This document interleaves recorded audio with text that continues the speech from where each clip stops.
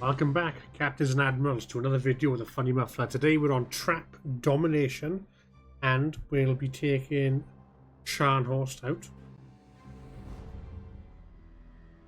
So I do have the Azure Lane skin, and I'm also running the Azure Lane Commander as well.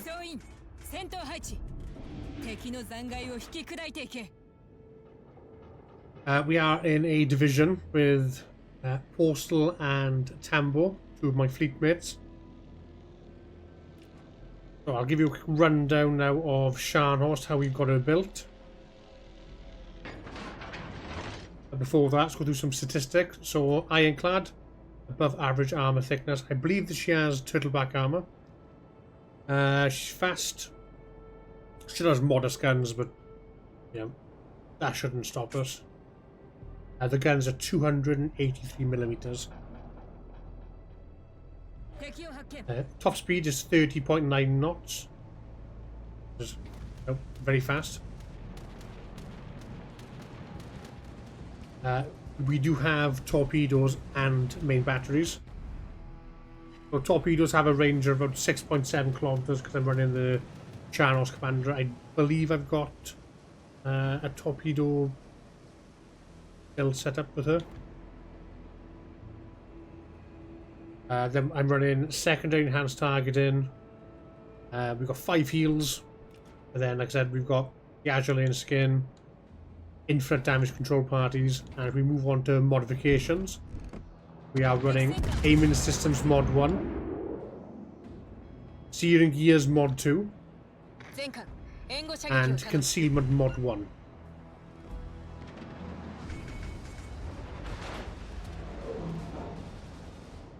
So Scharnhorst is one of my max level commanders. She is 16-4.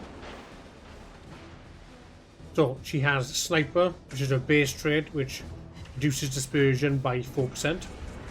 And then running a good day's work for -8% cooldown on DC party.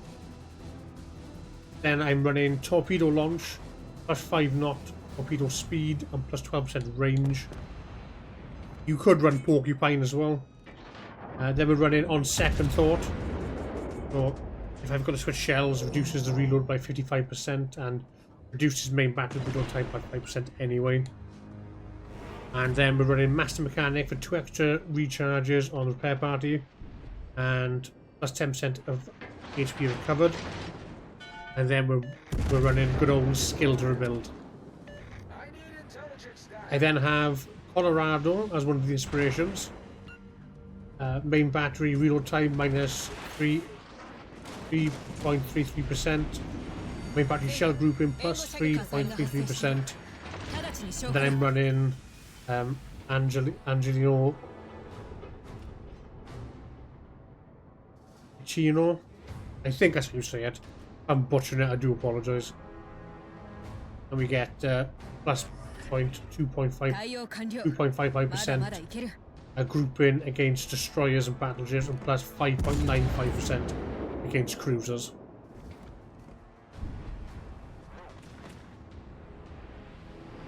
So with Scharnhorst, you can fire AP or HE, you know, depending on the target.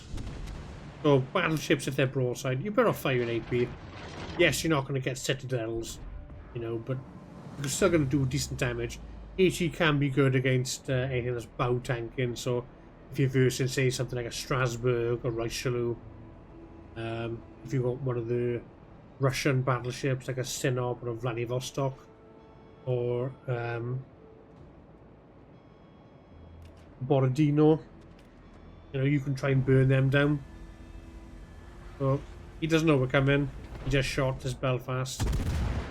I was hoping I was going to get Dev Struck, but 2 citadels will take that. Now we can have torpedoes off him. Oh, he does aim for our tubes, so and knocks them out. Looks like he's going to go for a ram. But our friend is shooting him, and he goes down. Shame for him. Big positive for us.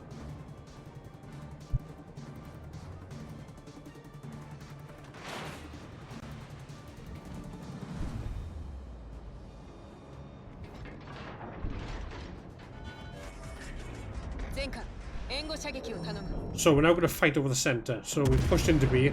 We managed to destroy the cruiser that was capturing it. And, well, did capture it. So now we've got a Connecticut and a Gneisenau to the north. We've also got a carrier. And I think that North Carolina's coming our way as well. Just above 8th. So, tactics with Giant Horse. How I would recommend playing this. So far, I'd play like how I'm playing. So play aggressive. You know, but you just make sure you know your enemies. You don't want to go rushing into cruisers that have, you know, torpedoes, because it could go bad. You know, Gneisenau's just launched torps now. He is out of range, only just. We did time out just before it hit us, which was quite good. Yeah, use your armor and your speed to your advantage. You know, you have torpedoes as well. Well, in my case, I've only got one set of torpedoes left. So off cruisers run up, he drops his bombs, and unfortunately they bounce into our armor rather than bouncing up and into our superstructure. So he does nothing to us. Gneisenau is chipping us away slowly. But, you know, you can fire AP or HE. I'm firing HE at the moment.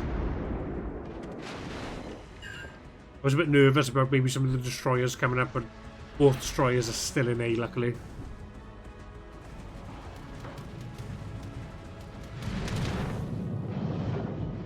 Gneisenau's not going to be a problem much longer because he's gone away from us. So we'll just sit here for a moment now because he's probably launched his other set of torps on us, which is, you know, if he does catch us out, could cripple us. There they are. Timed out. So you can see me watching the Gneisenau's currently going towards our friend in the Gneisenau. I believe they end up ramming each other.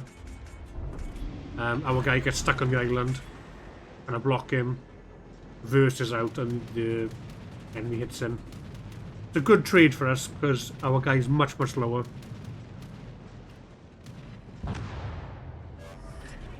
So that was a good trade.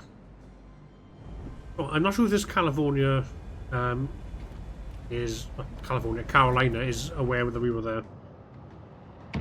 We've angled in. He shoots ricochets off our armor. Got torpedoes still on this side.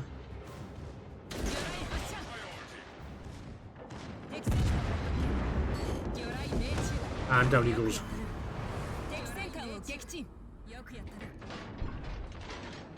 We're currently ahead by one ship, but they do have destroyer advantage.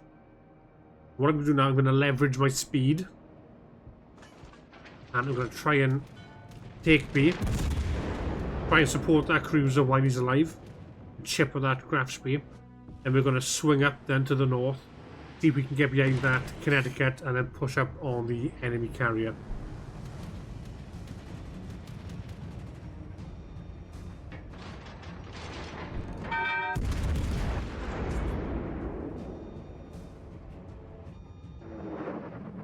Might be able to kill him. Oof. That was a good hit. Didn't finish him off. Carrier's got torpedo bombers coming in on that graph speed. You can see me messing with the throttle so he doesn't get a good hit on us. I think he will compensate here. Fires a bit further forward than we were heading. Carrier does take him out. So it's just, I believe it's the Gage Armada left in A. Connecticut and Surov. We are behind in points. But we've got our allies capturing C at the moment. Hopefully they will flip it completely.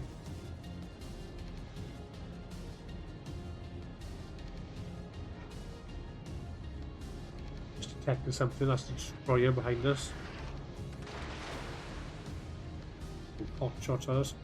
We're going to try and flank this Connecticut. If we can catch him.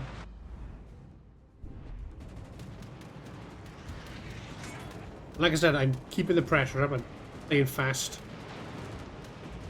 Pushing in as best I can. And dodge as much of these torps as we can. Dodge them all. Oh, we got Gajimard tops behind us by the looks of it. Only took 2 of them, the rest timed out. So that's probably a blessing in disguise, really. I do want to apologise for the lack of uploads from last week. I did have a fever. I was quite ill, so back to our regularly scheduled programming now.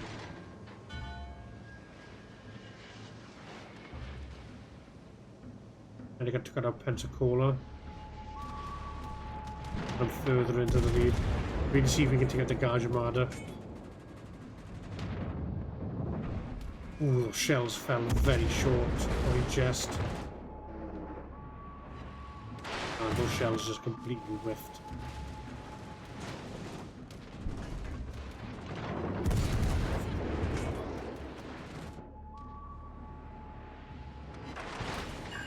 We hit. He's incredibly low.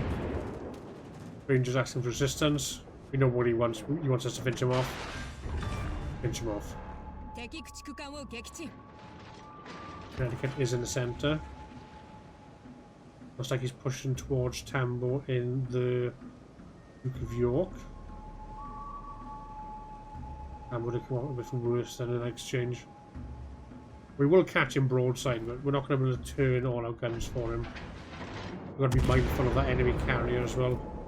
We can have the carrier, come his planes on the left. He managed to reset the Connecticut at least. Friendly carriers coming in to hopefully deal with them.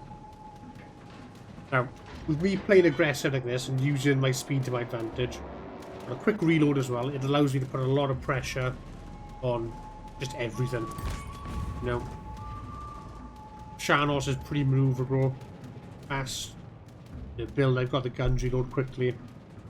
Yes, the guns don't, you know, do huge damage and, you know, on shoals and everything, but she's good. She's very good versus lightly armored targets. So cruisers are both light and heavy. You know, when it comes to carriers, it depends on their angle because, you know, especially plunging fire, it can be a bit hit or miss with their deck as well. But that hit was very modest. Don't forget, RNGs will like to screw you up as well, because I do believe in the next few shots we get some awful dispersion.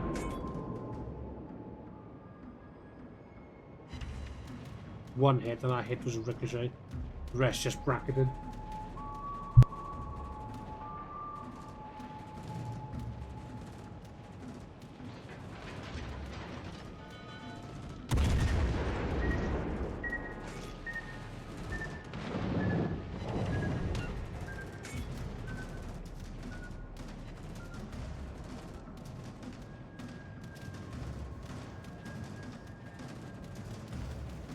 But yeah, the Surov's desperate to take us out.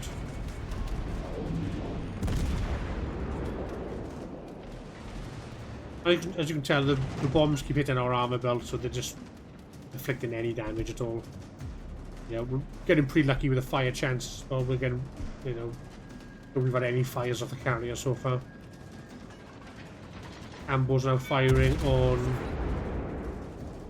Surov. Yes, this was a high caliber. We've also got a high caliber, which is owned Confederate as well. We should be due a Dreadnought as well if we can survive this. It's crazy how many ribbons we've got as well. We've got secondary hits, aircraft shot down, a flood, the fires, torpedo hits, capture. Very good spread of ribbons. But yeah, I definitely think this is the way to play out. Fast, aggressive. Don't be reckless though. And we get a Dreadnought to the kill. Like I said, yeah, don't be, you know, reckless. The way we played, using the cover as well, allowed us to deal a lot of damage. You know, we capped a base, we did some defend, we disrupted their team. You know, and we're probably always in the back of their mind as well, you know, where's the Sharnos now? Because we're being... trying to be unpredictable as well. But anyway, thank you so much for watching, guys. If you did enjoy this video, please like, comment, and subscribe, and I will catch you all next time. Thank you so much for watching, guys. Take care, and bye for now.